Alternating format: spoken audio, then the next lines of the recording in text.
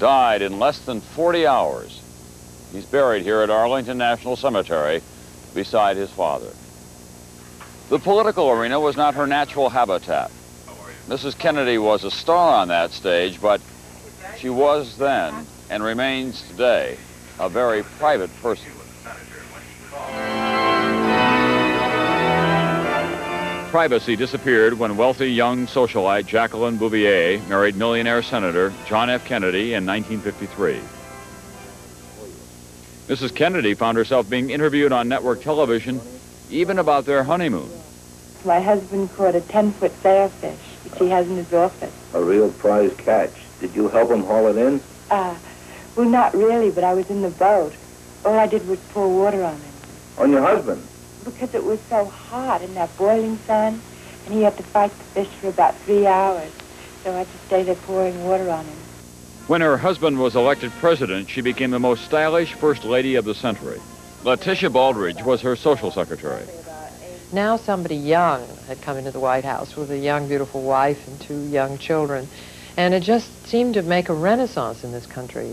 And Mrs. Kennedy turned the White House into a museum of great American furniture. And the furnishings suddenly became beautiful, and the house became beautiful. Ladies and gentlemen, Mrs. Kennedy would like to say a word to you. And her husband often used her language skills to advantage. Me siento orgullosa que mi hijo haya conocido a sus oficiales. Jacqueline Kennedy's elegant presence at state occasions often attracted more attention than the president. I am the man who accompanied Jacqueline Kennedy to Paris, and I've enjoyed it. Her own trips abroad received massive coverage. Women everywhere tried to imitate the Jackie look. The way she put her hair curlers in her hair, what kind of food she fed her babies, whatever it was, they just wanted to imitate her all the way. Mrs. Kennedy brought a new sense of glamour to the White House and to the image of the American presidency. But this was no frail porcelain princess. Jackie Kennedy was tough in her own way. And for all of her privilege, she could come off as the perfect wife and mother. I think it doesn't matter what else you do if you don't do that part well, if you fail your husband and your children. That really is the role which means the most to me, though obviously I have a deep sense of obligation for the others, but that's the one that comes first. From the beginning, Jacqueline Kennedy tried to raise their children out of the glare of publicity. Caroline was 3 years old when her father became president. Today, she is Mrs. Caroline Kennedy Schlossberg, a lawyer and a mother. John F. Kennedy Jr. was born 2 weeks after Kennedy's election. Today, he's almost 28. He's a law student in New York. Like their mother, they avoid publicity. But 25 years ago, they were America's darlings, the most famous children in the world. When Carolyn and John arrived on Pennsylvania Avenue with their pets, toys, and playmates, they were the youngest residents of the White House in years. The White House was not staid and formal and official in those days. It was always warm and welcoming and filled with the sounds of children. John F. Kennedy was President of the United States and a proud father. He had John swimming when he was 1.5 years old, and he was so proud of him. And Caroline would be in the water with a life preserver. They'd go out in the honey fits, and they'd all go into the water. He was so proud of them, you know, and especially that last summer that John now is approaching 3. And he'd say, look at the build on John. And then, you know, he'd say, isn't Caroline pretty? And, you know, that he was so happy with them. These children were also a tremendous political asset. Former columnist Charles Bartlett was a close friend of President Kennedy. I used to be amused because he was always stretching to use the children to get a little favorable publicity. He said, John, this is going to be your week. He said, we're bringing macaroni in from the country, and you're going to be photographed riding around. John Kennedy had a finely tuned sense of how to get favorable publicity. Among the modern presidents, few have had a better relationship with the American press. David Halberstam, now an author, then a young newspaper man, thought many reporters treated John F. Kennedy too kindly. There was a sort of sense of he was Superman. I mean, whatever it was, he'd did it better. He read more books faster. He and Jackie had the perfect marriage, the perfect children. They had the perfect cabinet. I mean, whatever he did well, and there was a great deal of silliness. But it was difficult for reporters not to be charmed by a president who treated many of them as personal friends, a man who held a press conference every 2 weeks. Those televised press conferences were equally valuable to the president. His skill and wit made him unnatural in front of the cameras.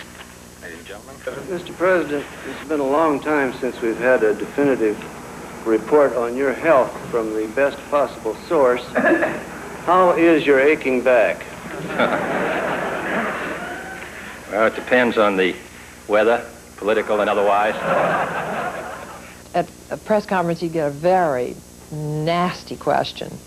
And he would point at the reporter and he'd say, "George, I can't believe you asked me that," and then point a finger at the next journalist, and everybody would be breaking up laughing. The question never got answered. Yes, Mr. President. Mr. President, the Democratic platform in which you ran for election promises to work for equal rights for women, including equal pay.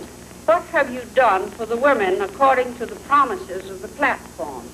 Well, I'm sure we haven't done enough, and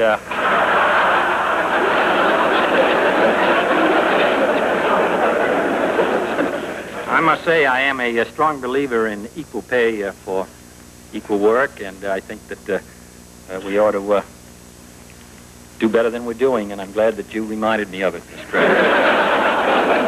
One of the things we remember best about President Kennedy was his appreciation of humor, even at his own expense. I want you to get this. It's much thinner than you gentlemen have been. Vaughn Meader became an overnight star making fun of the Kennedy style and accent. He's doing my gestures, and he's using my lines. Do not ask what this country can do for you. That's one of my original lines. Actually, I listened to Mr. Meader's record, but I thought it sounded more like Teddy than it did me, but... His wit, his charm, his intelligence, his storybook marriage, all of it was reported thoroughly. But what about President Kennedy's private life? What about those relationships with other women that we learned about later? Helen Thomas, now Dean of the White House Press Corps, was there during the Kennedy administration. Although we heard rumors from time to time, nobody really followed it up, and I suppose if it had become more blatant, if he had gone into the tidal basin or followed a fan dancer, it would have been hard, or if he had wound up on in a police blotter. But otherwise, I think it was not pursued. I think there was always sort of a back-channel word that John Kennedy had a vigorous personal life that existed in addition to his marital life. Arthur Schlesinger Jr. Would he be startled by the amount of reporting on personal lives that are done by the press these days and the lives of politicians? I think he would be. In those days, the unspoken code of the press was that the private behavior of politicians was their own business so long as it did not affect their public behavior. That still seems to be a good rule. The rules were different in those days. On TV, husbands always kissed their wives goodbye. Married couples slept in twin beds. A woman's place was in the home. Well, at least that's settled. Now all you have to do is concentrate on being a wife. Wives, no matter how old, were often called girls. Can you tell if a girl's married just by looking at her? Sure. Her hands give her away. After a lot of housework, her hands don't look so feminine, especially around the knuckles.